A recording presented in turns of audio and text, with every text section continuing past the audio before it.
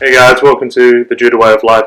My name's David. Hope you're well. Hope you're training hard. Hope you're throwing hard. And in the spirit of the content of this video, I hope you're turning people over hard. It's a work in progress. Alrighty then. Today we're going to be looking at a turnover. This particular turnover is a strangle. Well, the finish point is a strangle. So we're going to look at two different versions of this turnover. One is, I would call the more classical version. And then the second is more the version that I prefer. Like with a lot of the Newaza I prefer, this technique I think is a very simple technique. It's not simple, doesn't mean easy, but in terms of the gripping strategy and the actual turnover itself, I think it is a relatively simple way of getting a person from a defensive position onto their back and applying a strangle. Also, it can lead to osaekomi, so if you do miss the strangle, you can hold your opponent down in this position for the osaekomi, so in that regard it's win-win. In my opinion, the more options you have at the end of a turnover, the better it is.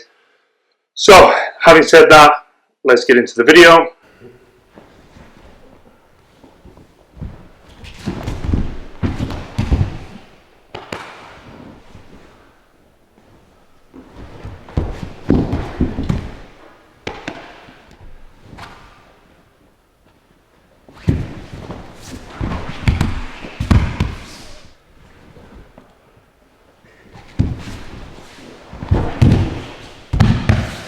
This next one, we're at a diagonal back position, okay? So we're not all the way around here to start with. We're also not too side on. We're going to be on this diagonal position.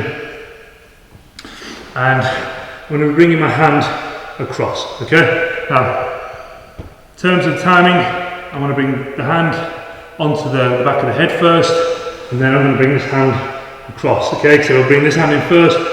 It's going to make it very difficult to get my fingers in, especially with this mullet getting in the way. So to start off with, we take hold and we're pushing that control here again, and I'm leaning on the back here with my elbow and my hand, keeping that control. Then in the transition, I'm going to bring my arm across the front. Okay, so Lorenzo sits up, I've got the back, lift your head back, not back, and then I'm going fingers in, and I'm trying to actually get as close as possible this time. I want to make sure that my hands are very close in this top position, okay? So I'm down, I'm going to use my head, so I'm going to drop my body weight down. It's no good being up here. I need to get nice and close. I want my hands to be initially close, and then what I'm going to do is I'm going to bring my the hand on the back of the collar. I'm going to slide it around, so I'm in a thumbs up position, and I'm going to be putting pressure on the side of Lorenzo's neck. So if you lift up again, you can see there, I've started to bring my elbows down and I'm putting pressure on the neck. Okay, so a couple of little variations from here. I'm going to go through maybe the classic variation to start off with, and then I'm going to go over a variation that I like using. So from this position, keeping that control, you're going to want to bring your body weight around, and then you're going to put your leg to the side here, you're going to lift your partner over and sit through. Okay, so in this Murugatan position here. Now, you've got the hold down if you want it, or if you're able to leverage the control there, makes for a pretty tasty strangle. Yeah.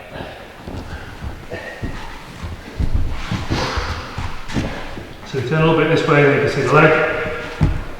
So, the position was diagonal here, taking hold of the collar first, bring my arm in, tension here, control the head, come around, sit my leg across here, and then I'm able to bring Lorenzo over it, okay? And I've got to keep control here. Can't let any space develop, nice and tight, and then as I come over, I'm driving here into the side of the head, and one, you got the osaekomi, but two, you should have the strangle, okay? You've got it tight enough, you should have the strangle.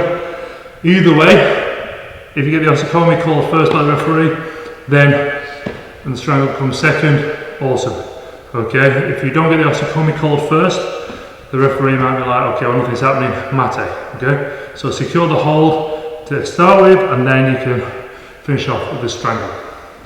So same as always, with all these turnovers, I'm making sure I'm keeping my control, I'm not letting any space develop, I'm creating pressure and discomfort at every step of the way. I'm closing the space.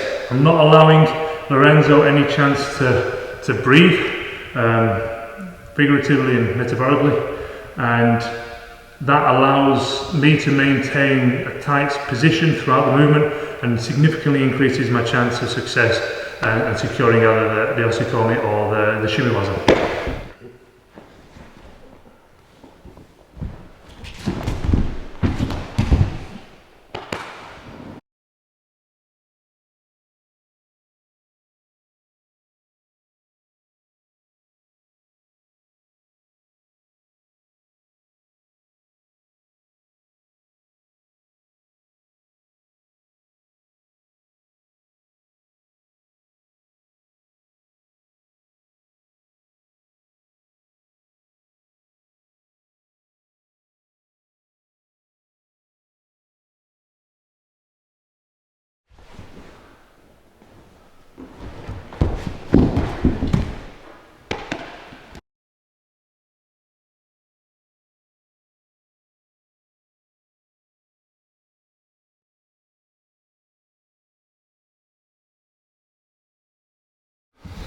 The variation I like to do this is involves the legs. So the beginning is all the same.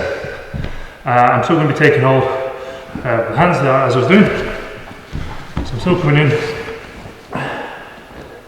However, this time, when I come down the front, I was going to bring Lorenzo onto me here, and I've tucked my leg underneath.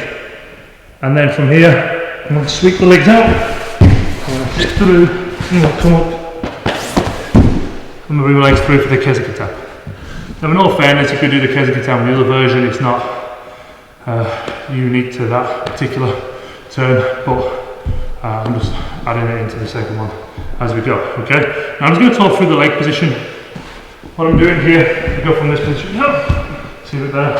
So I've got the arm position tight. Now this time, instead of trying to go this way, I prefer to bring Lorenzo here. So I've tucked my leg under. I've got my foot tight here, and then I'm just going to scoop through. So here, I'm just going to scoop there through, and then from this position I'm going to sit up and then sit through. It should come on very quickly. In terms of the leg, here, so start through, and then I'm just scooping. Tight here my foot, so bring through and then lift my knee back. That's going to deposit Lorenzo out the side of me here, and then that's going to allow me to swing through. Okay, I'm going to keep nice and tight, don't let any space develop. So I'll go through it again.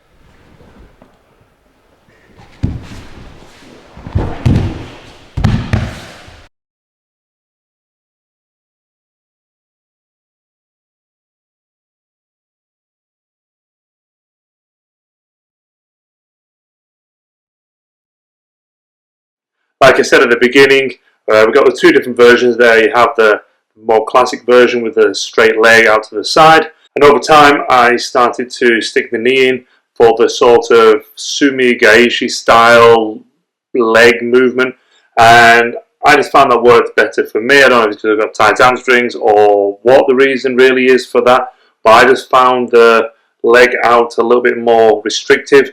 Whereas if I drag my opponent on top and use my knee to offload them, well, not my knee, but use my knee comes across and use my leg to offload my opponent, I just found that a far more comfortable and effective version of doing the turnover. But I do have long legs, and that might be why. And it's hard to tell sometimes why you prefer one technique over another. But it is important to try different options. So I advise that you give both versions a go. Play around with each, see what works for you, and yeah, go from there. Maybe it's neither of these two versions. Let me know in the comments below if you're like, no, I actually prefer to stick my head under, flip backwards, and do a triple somersault into pike. I don't know. You tell me. Anyway, have a little play around with this one. Happy hunting, and see you in the next video. Thank you. Bye bye. Make sure you subscribe.